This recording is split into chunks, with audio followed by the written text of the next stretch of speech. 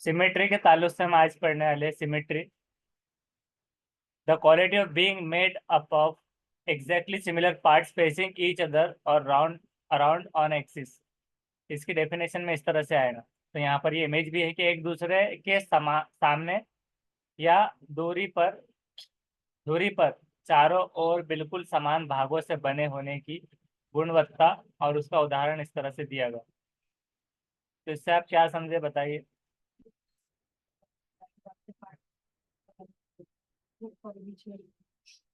Equal similar parts में facing में exactly similar parts face होना each other around on axis. तो ये एक एक्सिस है, एक्स टू वाई, इस तरह से जो भी हम ले लें, तो उस एक्सिस के अतराफ में सिमिलर सेम पार्ट होना चाहिए क्वालिटी। तो ये हो गया सिमेट्री। एक दूसरे के सामने या महवर के इर्द गिर्द बराबर। तो महवर के, हाँ, इर्द गिर्द एक दूसरे से मिलते जुलते, हाँ, ऐसे जो रहेंगे। उसके बाद आप देखेंगे कि टेसलेशन क्या होता है, टाइलिंग जिसको कहा जाएगा। क्या है टेसलेशन? टाइलिंग। टेसलेशन तब बनता है जब एक आकार बार बार एक विमाण को ढकने पर दोहराया जाता है बिना किसी अंतराल या ओवरलैप के। ये ओवरलैप नहीं होता, ओवरलैप मतलब एक थोड़ा छोड़ छूट गया, या फिर अंतराल, बिना किसी अंतराल के कोई अंतर आ गया थोड़ा सा 19-20 फर्क फर्क के अलावा में। तो क्या होगा, tessellation is created when a shape is repeated over and over again covering a plane without any gaps or overlaps. तो इस तरह से अब ये टेसलेशन है कि एक उल्टा एक सीधा पिरामिड ऐसे चल रहा है, फिर ये बॉक्स हो गया इस तरह। तो पैटर्न टाइप में जो आता है तो टेसलेशन ये हो जाएगा। Regular tessellation composed of triangles, square and hexagon.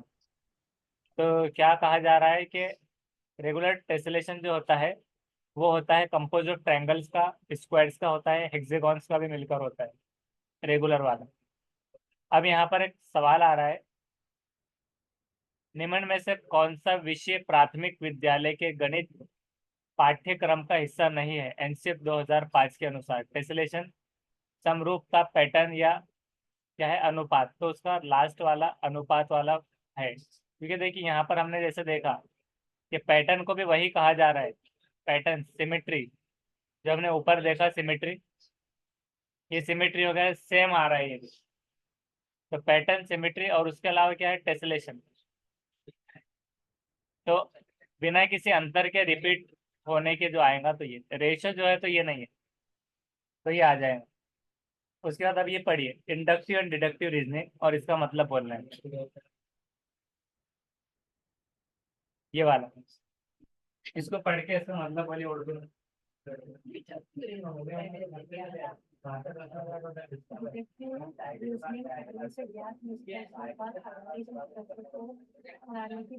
है अवमानात्मक उदाहरण के आधार पर निष्कर्ष पर पहुंचने की प्रक्रिया है।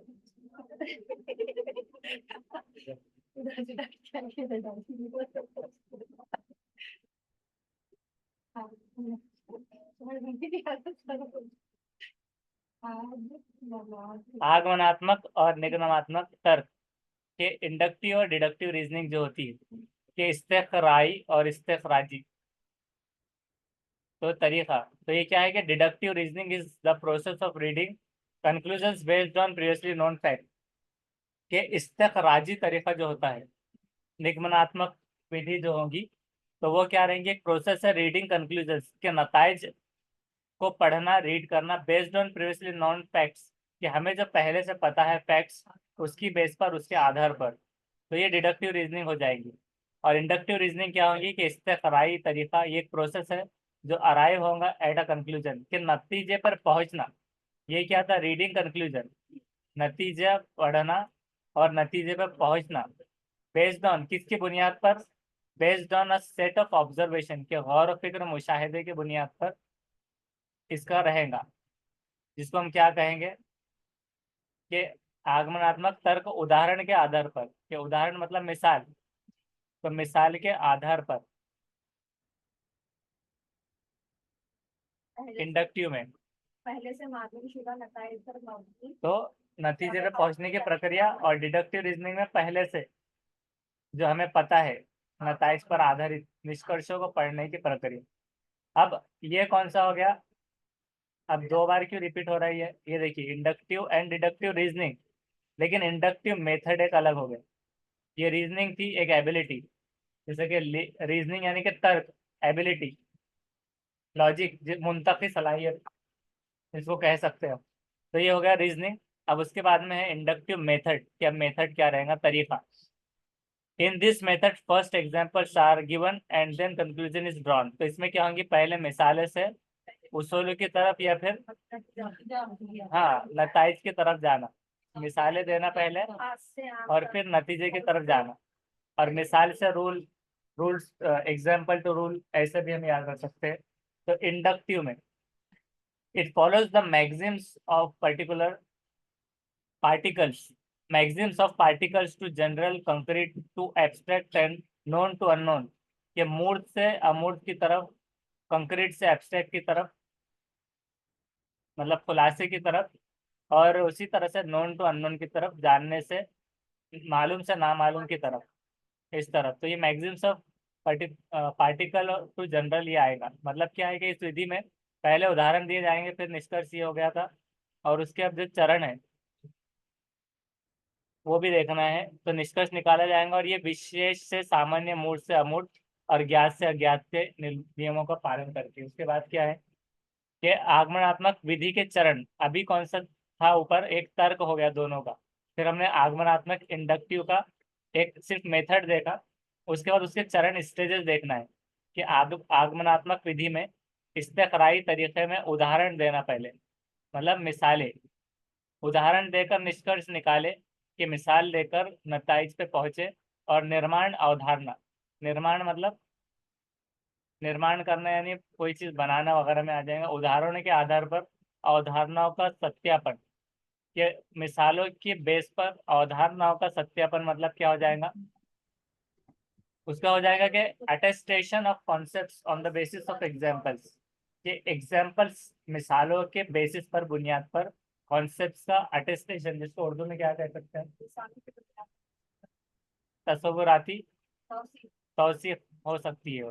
बिल्ड कॉन्सेप्ट, बिल्ड जैसे कि निर्माण करना, यानी बिल्ड करना, बनाना। तो तामीराती नजरिया, एक तामीराती कॉन्सेप्ट आ जाएगा, तस्वुर, ये आ जाएगा इंडक्टिव मेथड में। और साइट एग्जांपल, साइट एग्जांपल मतलब क्या है? मिसालें देना, साइटेशन वगैरह जैसे लिखते हैं उस तरह से। उसके बाद में हो गया कि draw conclusion and observation example. हाँ, अब नेक्स्ट है उसके बाद के डिडक्टिव मेथड क्या रहेगा। तो डिडक्टिव मेथड में क्या रहेगा? इस्तेखराजी तरीका, कि in this method first rules are given and then they are attested by examples. कि इसमें पहले क्या होगा कि उसूल, पहले रूल्स बताए जाएंगे, उसूल, और बाद में एग्जांपल्स दी जाएंगी। It follows the maxims of general to particular, abstract to concrete and concept to examples. के कॉन्सेप्ट से एग्जाम्पल की तरफ, उसूल से एग्जाम्पल, मिसालों की तरफ। तो ये कौन सा हो गया? इस्तेखराजी वाला। तो डिडक्टिव विधि, निगमनात्मक तर्क में इस विधि में पहले नियम दिए जाते हैं, और फिर उन्हें उदाहरण द्वारा प्रमाणित किया जाता है। और ये सामान्य से विशेष तक, मूर्त से अमूर्त से मूर्त तक, और अवधारणा से अधिकतम नियमों का पालन करता है। फिर अब निगमनात्मक विधि के चरण देखना है, स्टेजेस। तब ये स्टेजेस को पढ़िए एक मरतबा। अवधारण का ज्ञान,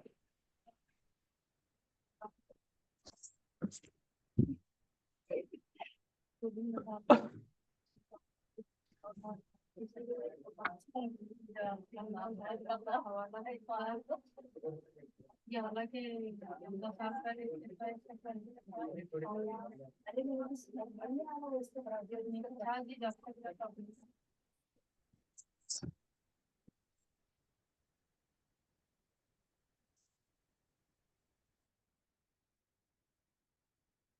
तो इसका क्या हो गया?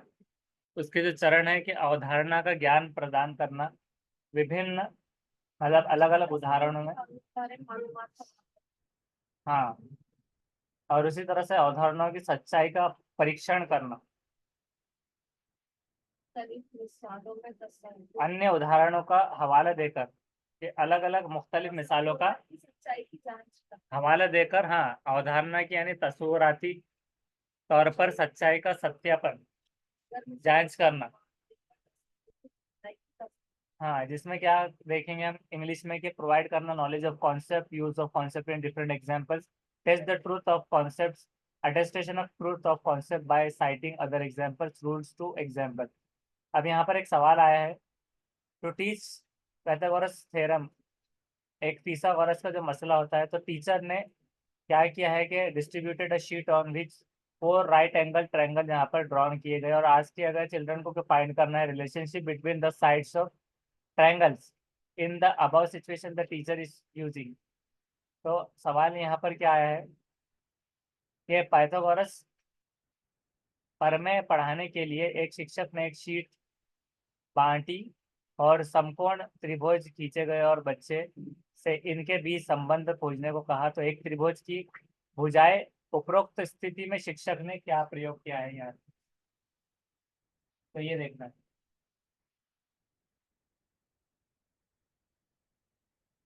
इसमें क्या है, आगमनात्मक विधि, इंडक्टिव रीजनिंग, निगमनात्मक, व्याख्यान विधि, प्रयोगशाला विधि। तो इसमें इंडक्टिव डिडक्टिव तो है, और उसके बाद है लेक्चर मेथड और लेबोरेटरी मेथड।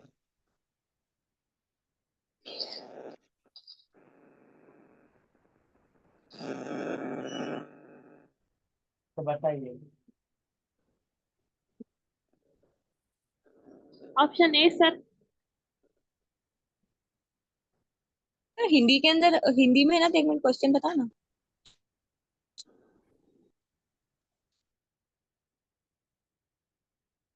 हिंदी के तो इसका ऑप्शन ए आएगा आंसर। Option A sir.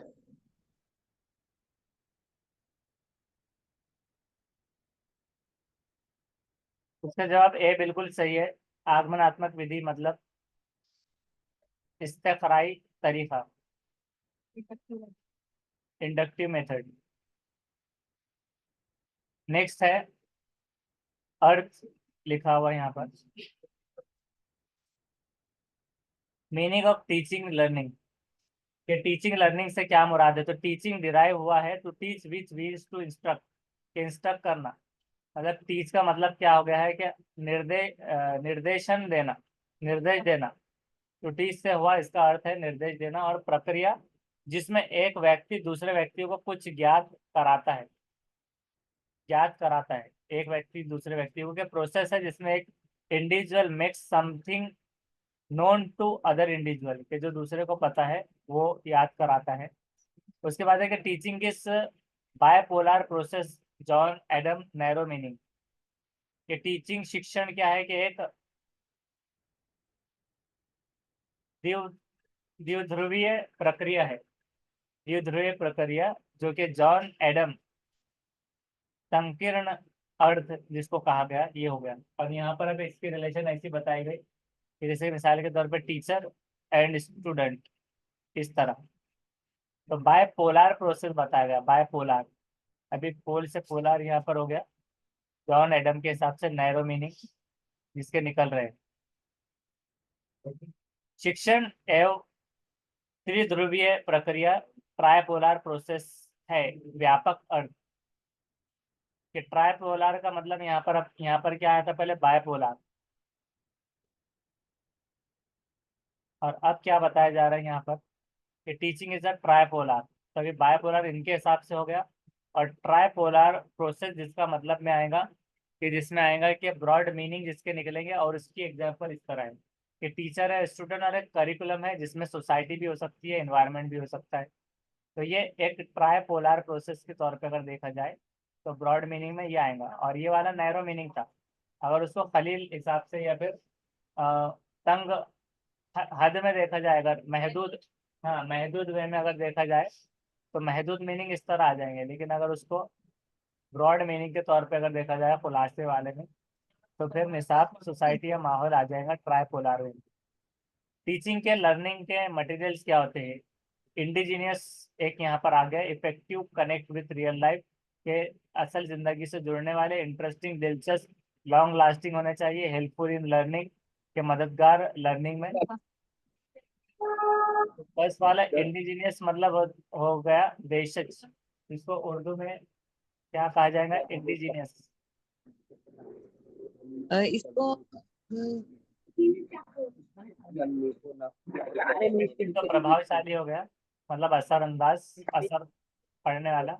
मौसिर, मौसिर जिसको कह सकते हैं, वास्तविक जीवन से जुड़ने वाला, दिलचस्प, दीर्घकाल तक रहने देश वाला। बोले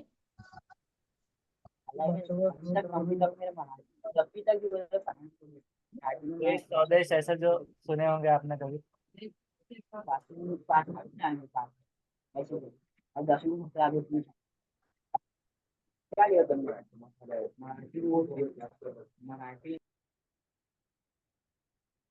Having originated in and being produced, growing, living, or occurring naturally in a particular region or environment.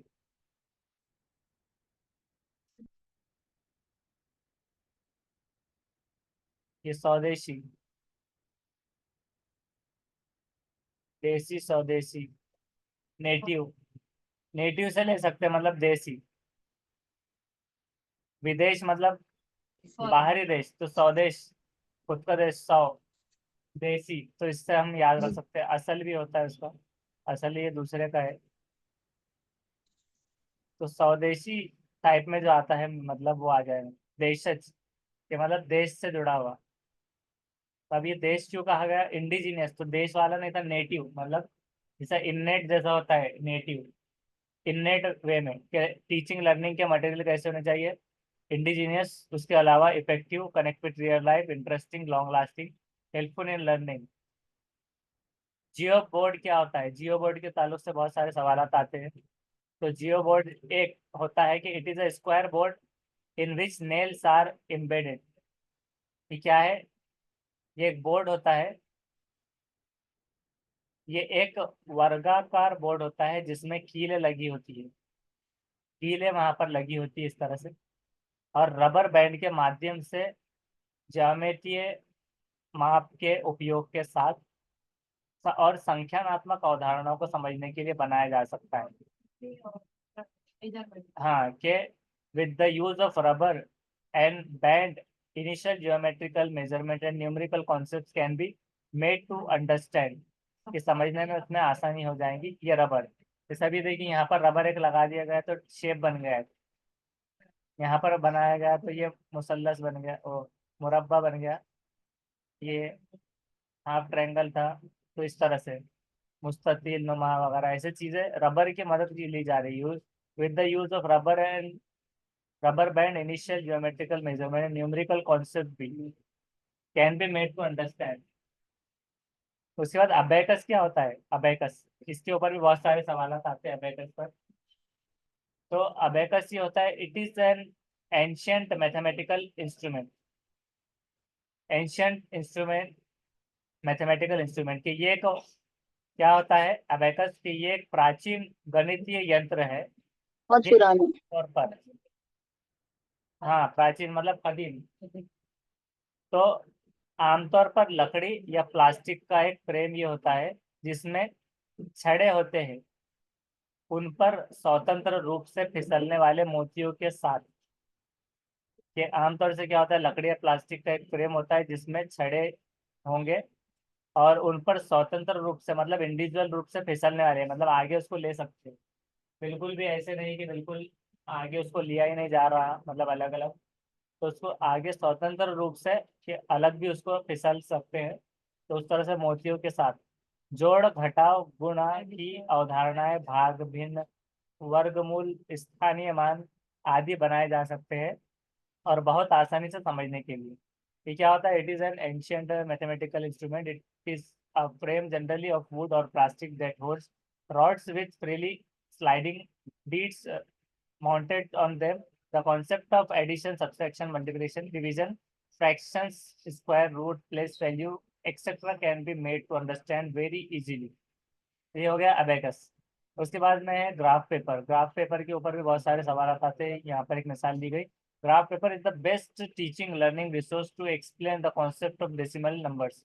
तो जब भी आता है कि डेसिमल नंबर के लिए क्या इस्तेमाल होगा, तो उसके लिए दशमलव संख्या की अवधारणा के लिए ये इस्तेमाल होगा ग्राफ पेपर, दशमलव अशारिया की संख्या के लिए। उसके बाद में पाई चार्ट। तो पाई चार्ट पाई जैसे नाम आता है, ये आ जाता है। एक ज्योमेट्रीय प्रतिनिधित्व संबंध दिखता है, संपूर्ण और उसके भाग के बीच संबंध भी दर्शाता है। तो क्या हो जाएगा इसका ज्योमेट्रिकल वाला पाई चार्ट का? पाई चार्ट का इस तरह से रहेगा कि आज ज्योमेट्रिकल रिप्रेजेंटेशन होगा, शो करेगा और relationship between a whole and its parts इस पाई चार्ट। डेसिमल वाला ये ऊपर हो गया ग्राफ पे, वो अशारिया के बाद जो वैल्यू लगती है, अशारिया डेसिमल वाला पॉइंट में वैल्यू। और उसके बाद में pie chart. Pie chart geometric representation showing the relationship between a whole and its part is pie chart. जैसे कि ज्योग्राफी वगैरह में आता है, कितने वगैरह, लिटरेसी रेट, हाँ कितना परसेंट है, परसेंटेज में वो चीजें बताना। तो पाई चार्ट की मदद से वो चीजें देखी जा सकती है। उसके बाद में डाइस ब्लैक। डाइस ब्लैक के ऊपर आता है हमेशा। तो dice black, these are manipulative tools used to teach basic addition, subtraction, counting, place value and multiplication. These are of 4 types. तो डाइस ब्लैक्स भी जो होते हैं 4 टाइप के होते हैं, यूनिट्स में, रॉड्स में, फ्लैट्स में, क्यूब्स में। The unit cube represents unit rod tens. Unit cube क्या प्रेजेंट करता है? रिप्रेजेंट यूनिट, इकाई। और रॉड टेंस दहाई करेगा, फ्लैट्स हंड्रेड्स, फिर उसके बाद में सैकड़ा, और क्यूब थाउजेंड, हजार, इस तरह से। तो इसको पढ़ते हैं कि डाइस ब्लैक्स ये जोड़ तोड़ करने वाले उपकरण है, जिनका उपयोग बुनियादी जोड़ घटाव की गिनती, स्थान सीखने के लिए किया जाता है, मूल्य और गुणन के लिए भी। ये 4 प्रकार के होते हैं, यूनिट, रॉड, फ्लैट और क्यूब। घन इकाइयों, छड़ दसियों, फ्लैट सैकड़ों और घन हजारों का प्रतिनिधित्व करता है। उसके बाद में यहाँ पर थाउजेंड के लिए ऐसा बता दिया गया है क्यूब के वे में। तो ये क्यूब की शक्ल है, यहाँ पर देखिए साइड से एक वॉल टाइप में है, तो ये क्या हो गया? क्यूब हो गया। और फ्लैट अगर देखा जाएगा तो ऐसे फ्लैट दिखेंगे डायरेक्ट, इसमें ऊपरी सिम्स और साइड में एक ही तरह दिख सकता है, तो ये हो गया फ्लैट। रॉड की सूरत में टेंस के तौर पर ये दिखाई दे रहा है, तो ये क्या हो गया? टेंस। और यूनिट मतलब एक, तो यूनिट इकाई, फिर ये दहाई, सैकड़ा और ये हजार।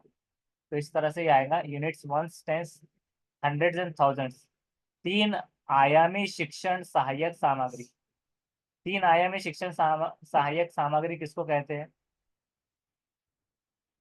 देखिए यहाँ पर है 3 डायमेंशनल। 3 डायमेंशनल कहा गया उसको, 3D वाली। तो 3 डायमेंशनल टीचिंग एड्स क्या होते हैं? These aids provide understanding of real things.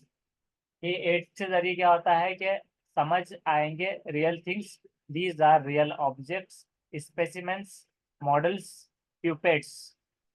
तो ये क्या होते हैं? Real objects, specimen, models and puppets. तो जिसको हम क्या कह सकते हैं? 3 आयामी शिक्षण सहायक। ये वस्तु या नमूने, मॉडल और कठपुतलियाँ जिसको कहा जाएगा। ये प्यूपेट्स यानी कि कठपुतलियाँ, मॉडल्स, और स्पेसिमेन का मतलब क्या आया? नमूने। और रियल ऑब्जेक्ट्स वास्तविक वस्तुएं, ये चीजों के लिए आएगा। उसके बाद में है गणित का लंबा आकार, टॉल शेप की अगर बात करें, तो टॉल शेप से मुराद में क्या आएगा कि गणित का लंबा आकार वो है जहाँ किसी एक विषय में महारत हासिल करना गणित के आने वाले संप्रत्य को सीखने के लिए आवश्यक होता है। तो इसका मतलब क्या निकला कि tall shape of mathematics, the tall shape of mathematics is where mastery of one topic is prerequisite for the next. मतलब उर्दू में क्या आ रहा है कि रियाजी के, बोलिए रियाजी के क्या? रियाजी की लंबी शक्ल यह है जहाँ रियाजी के बाद कुछ असरदार सीखने के लिए एक मजबूत और महारत हासिल करना जरूरी है। तो रियाजी के कुछ पहलुओं में प्री रिक्वेस्टी के, प्री रिक्वेस्टी क्या होता है? कभी भी प्री रिक्वेस्टी आवश्यक होना। प्री रिक्वेस्टी क्या होता है? प्री मतलब होता है पहले, रिक्वेस्टी जो लगने वाला। तो आवश्यक जो चीजें होंगी, जरूरत जिसकी पड़ेगी, तो वो हो जाएगा प्री रिक्वेस्टी। तो ये प्री रिक्वेस्टी होता है कि आवश्यक होता है सीखने, संप्रति आने वाले, तो आने वाले संप्रति, तो आने वाले संप्रति मतलब फॉर द नेक्स्ट। हाँ चलिए, तो फॉर द नेक्स्ट आने वाले, तो ये क्या हो जाएगा कि टॉल शेप्स ऑफ मैथमेटिक्स, कि रियाजी में जो लंबी जो शेप्स होंगे, तो वो मैथमेटिक्स में जहाँ पर मास्टरी होंगी वन टॉपिक, जो कि ज़रूरत पड़ेगी प्री रिक्वेस्टी नेक्स्ट के लिए।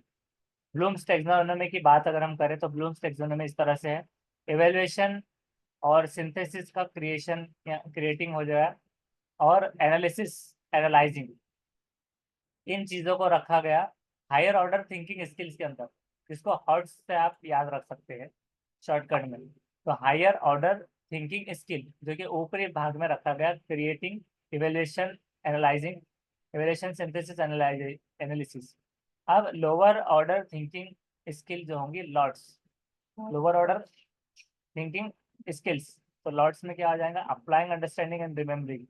तो यहाँ पर अप्लाई, एप्लीकेशन से अप्लाइंग, कॉम्प्रिहेंशन के बाद में अंडरस्टैंडिंग, और नॉलेज के बाद रिमेम्बरिंग, इस तरह। तो ये इस तरह से ब्लूम्स टेक्सोनोमी का ये चार्ट याद रखना है। उसके बाद में अब ये है नेक्स्ट, तो इसको देखना है, ये सवाल पढ़िए।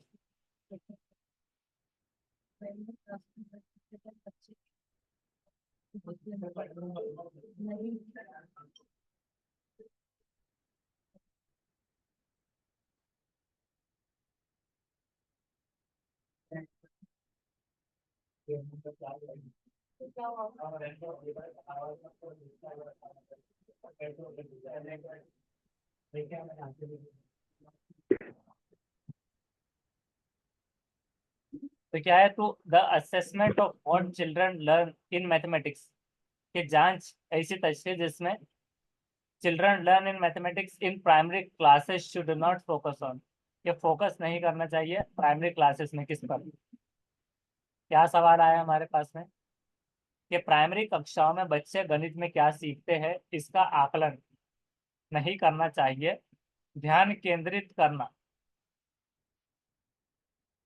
गणितीय अवधारणाओं की समझ, गणितीय भाषा की विकास, गणित की समस्याओं के उत्तर देने में शुद्धता या तर्क कौशल का विकास, डेवलपमेंट ऑफ रीजनिंग स्किल्स, मुंतकिल सलाहियत का डेवलपमेंट, या प्रिसाइजनेस इन आंसरिंग मैथमेटिक्स प्रॉब्लम, गणित की समस्याओं को। Option C.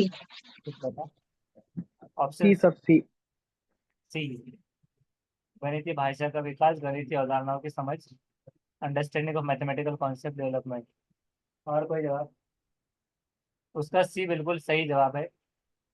नेक्स्ट है the mathematics use by illiterate shopkeeper, यह सवाल पहले आ चुका है एग्जाम कि मैथमेटिक्स जो किया जाएगा, जो पढ़ा लिखा शॉपकीपर नहीं है, तो is not useful in the mathematics classroom, कि वो यूजफुल नहीं है मैथमेटिक्स के क्लासरूम में, या is very useful in solving all mathematical problem, के सारे मैथमेटिकल प्रॉब्लम सॉल्व करने बहुत जरूरी है, has ambiguity at very low level of correctness in it. ये एम्बिगिटी होना मतलब क्या आ जाएगा कि अस्पष्टता हो सकती है, कि मतलब वाजह नहीं हो सकता, और शुद्धता का स्तर बहुत कम है, मतलब वाजह नहीं रहेगा उतना, तो ambiguity and very low level of correctness रहेंगी उसके अंदर, और should be discuss by the teachers in the classroom as an alternative strategy in solving related problems, यानी कि कम्युनिटी रिसोर्सेज के प्रॉब्लम्स या फिर रिलेटेड प्रॉब्लम सॉल्व करने में स्ट्रेटेजी, हिकमत अमली किसके जरिए कि डिस्कस की जानी चाहिए टीचर से क्लासरूम में। तो आप क्या होगा बताइए? Option C.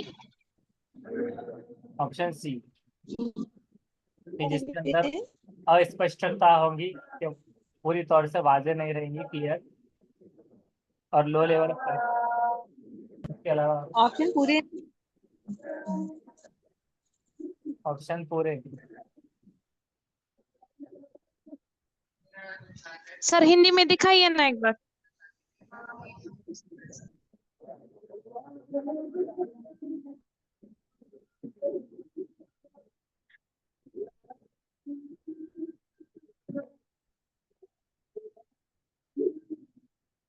फिर option A.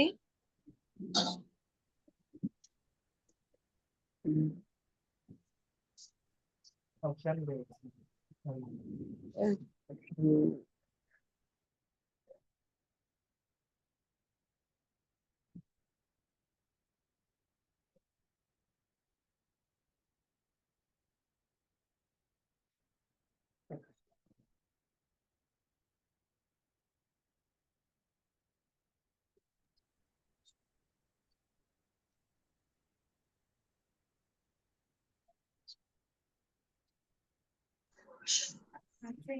Option B sir इसका। Option B. तो देखते हैं उसका है डी। ऑप्शन डी है। Option D. तो डी क्या हो गया? Should be discuss by the teachers in the classroom as an alternative strategy in solving related problems community resources. तो कम्युनिटी के रिसोर्स के तौर पे आ रहा है कि मतलब समाजी रिसोर्स के तौर पे, वसीले के तौर पर। और ये क्या करेगा कि सॉल्व करने में मदद करेगा अल्टरनेटिव स्ट्रेटेजी, हिकमत अमली के तौर पर क्लासरूम में। तो डिस्कस किया जाना चाहिए, ऐसा हो जाएगा। नॉट यूजफुल मतलब बिल्कुल negative. Very useful solving all mathematical. तो बहुत पॉजिटिव मतलब ये कंपलसरी बना दिया गया ऑल करके। तो ये पूरा पॉजिटिव था और नॉट यूजफुल नेगेटिव था पूरा ही। हाँ। और उसके अलावा ये क्या था कि वाजे नहीं रह पाएगा, तो अस्पष्टता की बात की गई थी, ये भी नहीं रहेगा। तो ये हो जाएगा कि डिस्कस की जा सकता है टीचर से क्लासरूम में एक अल्टरनेटिव स्ट्रेटेजी के तौर पर हिकमत अमली सॉल्व करने, उससे मुतालिक प्रॉब्लम्स को कम्युनिटी रिसोर्सेज की मिसालें दी जा सकती है। तो ये चीज़ उसके ताल्लुक से थी। उसके बाद में आप नेक्स्ट देखते हैं कि the learning outcomes in mathematics are develop. कि लर्निंग आउटकम्स जो होती है मैथमेटिक्स में डेवलप कैसे होंगी? Such that children may be told small steps for calculations, के स्मॉल स्टेप्स का इस्तेमाल करके to increase the achievement of children in various educational surveys. कि इंक्रीज करके कि अचीवमेंट चिल्ड्रन का अलग अलग तरह के सर्वे करके educational.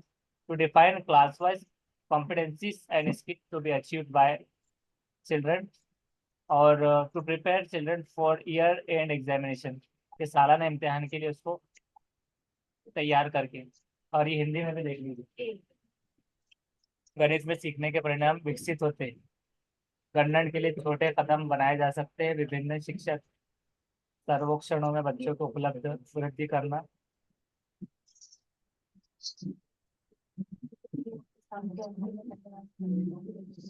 Option B. Option B sir. B sir.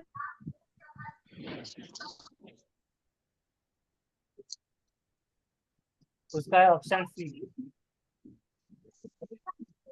तो ऑप्शन सी उसका सही जवाब है कि क्या था कि लर्निंग आउटकम मैथमेटिक्स में डेवलप होती है टू डिफाइन करके class wise competencies and skills to achieved by children। तो इसका मतलब क्या था कि बच्चों द्वारा हासिल की जाने वाली कक्षावार दक्षताओं और कौशलों को परिभाषित करना। साल के अंत में मतलब ये सिर्फ इतना है कि सीखने का परिणाम विकसित होता है। परिणाम विकसित हो रहा मतलब कि आउटकम्स, लर्निंग आउटकम को उर्दू में क्या कहेंगे? ये सब लर्निंग आउटकम्स इन मैथमेटिक्स, ये सारों को उर्दू में कैसे कहेंगे? तैयार होते कि सीखने के नताइज राज्य में कैसे तैयार होंगे। पहले का मतलब क्या रहेगा? एक अगर हम हिंदी में बात करें तो सच दैट छोटे छोटे कदम स्टेप्स लेना सिखाकर बच्चों को, या फिर दूसरा क्या रहेगा? मुख्तलिफ तालीमी सर्वेस करवाकर अचीवमेंट के लिए। और सीधे बच्चों की तरफ से हासिल की जाने वाली सलाहियतों और महारतों को बढ़ाना चाहिए। तो इसमें पे आ जाएंगी कि क्लास वाइज कॉम्पिटेंसीज क्या रहेगा इसका पूरा? बच्चों की तरफ से हासिल की जाने वाली तबकाती सलाहियतों और महारतों की वजाहत तो करें। यहाँ पर महारतों की बात हो गई, और तबकाती सलाहियत तबकाती सलाहियतें जो कि क्लास वाइज कॉम्पिटेंसीज, कंपटीशन नहीं है वो, तो इसलिए वो निगेटिव टर्म नहीं आएगा कॉम्पिटेंसीज। क्योंकि देखिए यहाँ पर भी कोई निगेटिव में नहीं आ रहा। कक्षावार दक्षताओं, कक्षावार दक्षताओं है और कौशलों को परिभाषित करना। और इस साल के अंत में तो डायरेक्ट हो जा रहा है इसलिए। नेक्स्ट क्वेश्चन को देखते हैं कि which one of the following happenings in the classroom is an activity. कि इसमें से क्या हैपनिंग होती है, मतलब इसको क्या कहेंगे? Happenings in the classroom is an activity, कि होने वाली चीज एक एक्टिविटी के तौर पे सरगर्मी देखी जाएगी। Teacher explaining how to do sums, के टीचर एक्सप्लेन कर रहा है कि कैसे सम करे। Children reciting counting in form of rhymes, के राइम्स के तौर पे बच्चे जो है तो याद कर रहे हैं काउंटिंग। और उसके बाद में children कॉपिंग from black board, copy कर रहा है ब्लैक बोर्ड से स्टूडेंट। या फिर चिल्ड्रन एंगेज इन एक्सप्लोरेशन, के एक्सप्लोरेशन में एंगेज है बच्चा। Option D. ऑप्शन बी, तुकबंदी के रूप में गिनती। Option D sir. D. D, black board से नकल करना, योग करने का तरीका समझते हुए शिक्षक। तो उसका डी बिल्कुल सही जवाब है, आप डी वाला। हाँ, ये पूरे ऑप्शंस दिखाए इसमें, मतलब मोबाइल में। बात देख लीजिए ऑप्शन के, चिल्ड्रन एंगेज इन एक्सप्लोरेशन, क्योंकि ये कभी भी एक्सप्लोरेशन जो होता है, इंगेज होना, ये हमेशा पॉजिटिव आता है कि एक्सप्लोर करे बच्चे इस पर। हाँ, खुद से इंट्यूटिव थिंकिंग में उसमें आ जाता है वो, इस वजह से भी। और ये ऑप्शन हिंदी में एक बार देख लीजिए आप।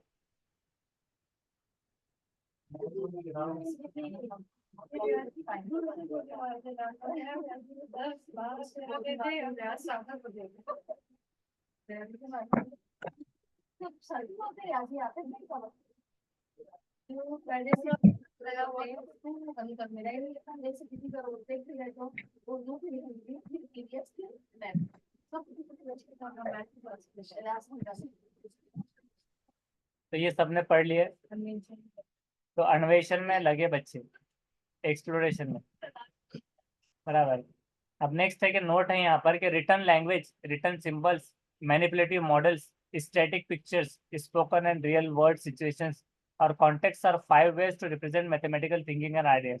तो बताया ये जा रहा है कि 5 चीजें ऐसी होती है। यहाँ पर कहीं नोट है क्या? यहाँ पर नहीं है, तो यहाँ पर से पढ़ लेंगे कि रिटर्न लैंग्वेज, रिटर्न लैंग्वेज मतलब क्या हो जाएगा, इसको उर्दू में बताइए। कि लिखी हुई जुबान, रिटर्न सिंबल्स, के समझने के लिए जो इस्तेमाल हुए सिंबल्स, के रिटर्न लैंग्वेज एंड सिंबल्स, दो रिटर्न इस्तेमाल हुए। उसके बाद मैनिपुलेटिव मॉडल्स, जबान तहरीरी जुबान, अलामतें तहरीरी अलामतें। तेरा फेरी के नमूने मैनिपुलेटिव मॉडल्स मतलब टुकड़े होने वाले मॉडल्स। और स्टैटिक पिक्चर्स, स्टैटिक मतलब जो फिक्स रहेंगे, फिक्स फिक्स। तो जामे तस्वीरें जिसमें आ जाएंगी, जामे तस्वीरें। बोली जाने वाली और स्पोकन और रियल वर्ड सिचुएशंस, के रियल वर्ल्ड में जो सिचुएशंस होते हैं और बोली जाने वाली जुबानें, स्पोकन और रियल वर्ड सिचुएशंस। क्या श्रेया को सबाक त्याग हाँ, और कॉन्टेक्स्ट मतलब सियाफ व सबाक से। रियाजियाती सोच और ख्यालात की नुमाइंदगी करने के 5 तरीके। हाँ, तो रियाजियाती सोच और ख्यालात को इजहार करने के 5 तरीके होते हैं, इसको ऐसे कर सकते हैं। तो 5 ways to represent mathematical thinking and ideas. Written language, written symbol, ये दो रिटर्न से आप ये दो याद कर लेंगे। उसके बाद में मैनिपुलेटिव मॉडल्स, स्टैटिक पिक्चर्स। तो मॉडल्स एंड पिक्चर्स, ये दो चीज़ों को याद रखना है। मैनिपुलेटिव जो टुकड़ों में हो जाए मॉडल्स, और स्टैटिक जो फिक्स रह पाए पिक्चर, स्टैटिक। और 5वां सिर्फ spoken and real world situations, ये बोली जाने वाली और रियल वर्ड के सिचुएशंस और कॉन्टेक्स्ट से आपको सबाक, से आपको असबाक। उसके अलावा ये 5 चीज़ें रिप्रेजेंट करने मैथमेटिक थिंकिंग एंड आइडियाज। तो 1 ही मिनट रह गया, ये वाला खत्म करना है। Learners having problems with numbers and calculations, कि जिस ऐसे लर्नर जिसको प्रॉब्लम होती है नंबर या कैलकुलेशन में, तो उसके अंदर डिसेबिलिटी को कहते हैं डिसकैलकुलिया। और एक गुड मैथमेटिक टेक्स्ट बुक्स होती है प्राइमरी लेवल पर। गुड मैथमेटिक टेक्स्ट बुक कैसी होनी चाहिए? Should not be too dense and large, कि बहुत ज़्यादा बड़ी या dense. Concept should be introduced through context because it gives a clear idea of the subject and causes less confusion in students. और book should include shapes, उसके अंदर shape होने चाहिए, ड्राइंग और प्रॉब्लम सॉल्व होने चाहिए। अगर इसके ताल्लुक से अगर सवाल आता है एग्जाम में, तो ये है कि बहुत कठिन और बड़ी नहीं होनी चाहिए। अवधारणाओं को संदर्भों के माध्यम से पेश किया जाना चाहिए, क्योंकि इससे स्पष्ट विचार, वाज़ेह विचार मिलेंगे और विषय और छात्रों में भ्रम पैदा होता है। और पुस्तक में हल की